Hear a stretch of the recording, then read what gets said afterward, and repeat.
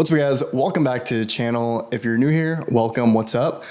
If you guys have been following this channel and you've seen the last couple of videos, you know that I've recently gotten the FX30. The last couple of videos I've released have been about the FX30. And if you guys remember that video where I initially got it in my first impressions, you know that I picked up the camera to replace my A6400 because it's small, light, portable, but still super powerful. And the whole reason I picked it up is because I wanted something that was small and light. And I've been using it primarily for that, which is awesome. You know, it's fun to take anywhere I go with my little pancake lens. You know, it's super discreet, very small, very easy to bring everywhere. However, I also recently started doing more video work and wanted to get more into the video world. So I decided to build a rig. And in today's video, I'm gonna be showing you guys that rig for my FX30. Now it is a rig for my FX30 primarily, but because I also have an A7S III, I built the entire thing to work off of the cage that I have for the A7S III. So I would have to go out and buy a cage for my FX30. And the reason I built it with the A7S III cage is because if I ever want to swap the FX30 for my A7S III, I can easily do that. Now, this isn't just for Sony cameras. You can basically copy this rig exactly and replace the cage for whatever cage your camera fits in. So if you have like a Fuji camera, you can use a Fuji camera cage, copy this rig exactly, and you should still be able to get the exact results that I have. With some minor tweaking depending on like the size of your camera. But yeah, with that being said, let me show you guys what the rig looks like, and then we'll get into the deep dive of how I put everything together and what all went into this rig. This is like my 5th time recording this because my autofocus on my Lumix S5 sucks and it just kept losing focus.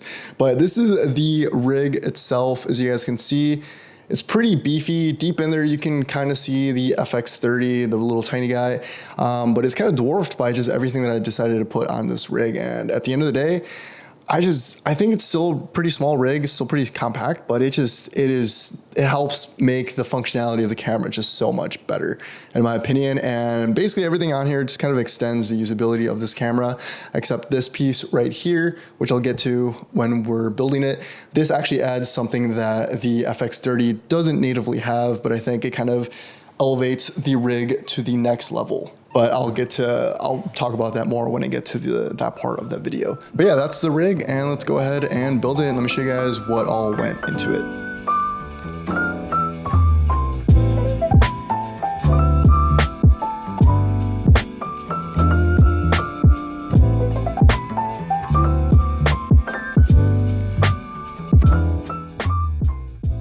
So all the parts that are going to go into this rig are going to be shown on screen right now. Keep in mind, you don't have to get the exact same ones that I got. I just kind of found pieces from other people's builds that I liked and incorporated them into this rig. With building your own rig comes the ability to customize it. So if something that I show isn't something that's going to necessarily help you, you don't have to go out and spend money and get it. You can just leave that part out and adapt it so that it works for your needs. Everything I got was basically the cheapest thing that I found on Amazon because I didn't really want to spend extra money for the exact same product. So a lot of these are like newer branded or small rig branded. They're not like the more premium brands because at the end of the day, they do this exact same thing. They get the job done, and that's all I really care about. The only things I would consider upgrading for this rig in the future, probably get a Nucleus Nano for the follow focus if I am working with a first AC, and then probably get a nicer monitor because the monitor that I have, although it works, it would be nice to have a monitor that is brighter and has just some better features.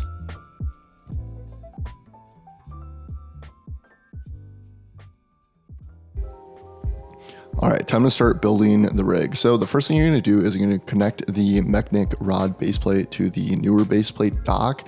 This is gonna allow me to be able to take the camera on and off the rig in case I get like a second cage and I wanna easily swap the heart of the rig while maintaining everything by using the newer baseplate. After I've connected those two pieces, I connect the Camvate baseplate onto it so that I can easily attach and detach the rig to and from any tripod that accepts this type of plate. And for the most part, most tripods that are a little bit heavier duty have this type of baseplate, so you can basically use it with any tripod. And if your tripod doesn't have this type of baseplate, you can just buy an adapter that converts it to this type of baseplate. Next, I add the camera to the cage. As I mentioned earlier, for this FX30 build, I'm actually using my A7S III cage so that I can use that camera with this build as well. I like being able to swap both of them, and that was only possible by using the A7S III cage because it is bigger than the FX30. So the FX30 fits in the A7S III cage, but the A7S III does not fit in the FX30 cage. I already had the needle rail installed on the cage, as you can see, and that rail is for the top panel that will come on later. After the camera is on the cage, I attach the newer base plate to the cage so that I can then attach the camera to the newer mount that is already on the top of the rod base plate. This plate is also a little bit bigger, so it kind of requires 2 different mounting points, which I think is good in the long run because you are going to be, transferring a lot of weight through those 2 different points. So having 2 points of contact is going to be a lot more sturdy and secure than just having one single point of contact. Once the camera is secured on the tripod, it makes adding the rest of the pieces easy. The next thing I add are the rods. I chose to go with the 12-inch rods, but you can definitely use smaller ones if you're not going to be using any of the follow focus or even a V-mount battery in the back. You don't need these rods. These were just to make sure that this rig was a little bit more future-proof. I can always just not use them, but if I had chosen smaller rods, I would have to buy extenders and stuff, and I feel like that would just, make it just a little bit more difficult. I also purchased 8-inch rods in case I wanted to run those instead of these 12-inch ones. And I also have 6-inch rods in case I want to make like a really, really small compact rig. And I'm pretty sure everything that I put together using these rods will fit on those smaller rods as well. I just won't have as much flexibility when it comes to the follow focus in the front, but I don't really use the follow focus on anything except for my manual lenses. Next up on the build comes the V-mount battery plate. I chose a smart plate that has extra ports because the entire build will be running off of one V-mount, and a single V-mount doesn't have all the ports that I needed. This V-mount plate solves that issue and gives me plenty of ports to power everything, as well as a hard on-off switch and a power indicator so I know if power is running or not. Before installing the base plate, you can see that I opened up the LCD screen, so I still have access to all the settings from the camera.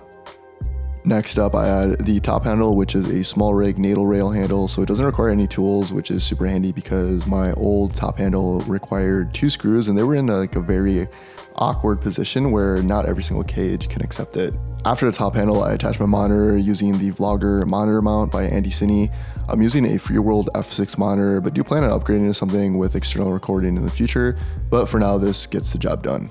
And the reason that I mount this monitor at the front of the handle is so I can tilt it down and tilt it back as much as I want. And it also just keeps the weight of the rig a little bit more even, so it's not too back heavy since that V-mount does weigh a lot. Next up, I add the side handles from Small Rig. I didn't mention this earlier, but I also have the Peak Design clips on the base of the camera itself and these handles because sometimes I like to be able to attach a strap to them because it allows me to pull a little bit more tension on it, and that just overall helps stabilize the footage. It also keeps the weight off my hands so I don't tire out as easy because although this rig is pretty small and compact, it does weigh a lot because of that V-mount battery and all these extra pieces added to the camera, which is a good thing because it stabilizes your footage, but it's a bad thing because it tires you out a little bit faster.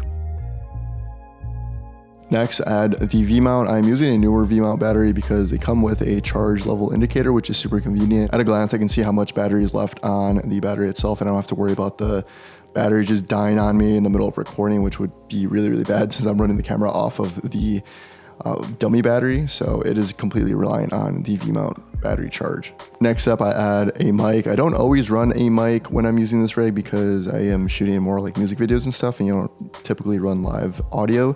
But when I do, there are these 2 hot shoes at the front of the top handle, and then I either run it on the left or the right depending on this next component. And that next component is this Axoon CineView Quad. This is a wireless transmitter that I recently got, and they actually sent this to me, so I didn't purchase it, but I am gonna be making a full video on it soon because this is probably my favorite part of the build. And it allows me to send the signal to people that are not right next to me, which is nice because I can have a director looking at the footage as well as a first AC if I have someone pulling off focus, which is, I feel it elevates this rig to the next level, and it's just probably my favorite piece on this build. Then all there is left to do is just put the dummy battery in and then just wire everything to the plate that the V-mount battery is on. You can also wire directly into the V-mount itself, so you have even more options when you are using this plate. And then I add a lens, and this is a manual lens. It's a Shure 50mm anamorphic. I will be making an entire video on this soon as well, but because it is a manual lens, I will have to gear it up with the follow focus and put the follow focus on. Now, I'm not going to do that in this video just because I have the follow focus gear thing on another lens, but if I were to use this, then I would just put that onto the lens itself and then line it up with this follow focus so I can pull the focus a little bit more efficiently. An upgrade I plan on doing in the future is adding a wireless follow focus system, and that would just replace where this follow focus is right now. But this is basically so I can control the focus. The only reason I would need a wireless follow focus is if I have someone else pulling the focus for me. But yeah, that is the final rig, and as you can see, it is pretty well balanced. I have the balance slightly towards the back just because that V-mount is a hefty V-mount. I do have another V-mount that's not as big, so if I ever want to balance it a little bit more forward, I can either just scoot the V-mount forward with the little stand that it's on, or I could just use a lighter V-mount or some other type of power source. But overall, it's pretty well balanced. I think it turned out really nice. My cable management could probably use a little bit of a work, but at the end of the day, I think it works pretty well. And I've shot a few things using this setup, and for the most part, it doesn't really change how your camera operates. The only component that I added that actually adds functionality to this build is the Axoon CineView Quad.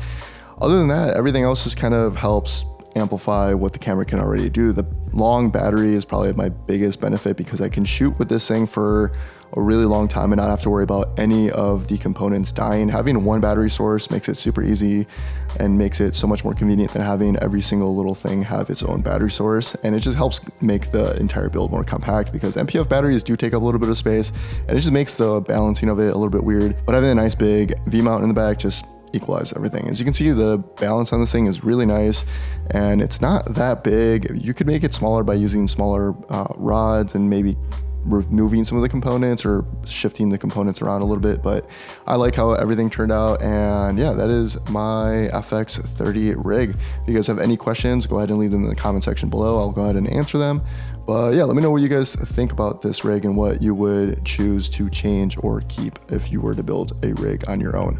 With all that being said, I'm gonna go ahead and end the video. Thank you guys for watching. Make sure to like and subscribe for more content. I got some things coming for that CineView Quad and that Shure 50mm lens, as well as a bunch of other products I recently received. But I'm gonna go ahead and end this video with some footage that I shot using this rig. So if you guys were wondering what that handheld looks like, then I'm just gonna go ahead and show you guys right now. But go ahead and leave any questions in the comment section below. And if you guys wanna check out any of the products in this video, everything will be linked in the description below. They are, of course, affiliate links, so if you do buy something from those links, I will get a kickback from that. But yeah, thank you guys for watching. I will see you in the next one. See ya.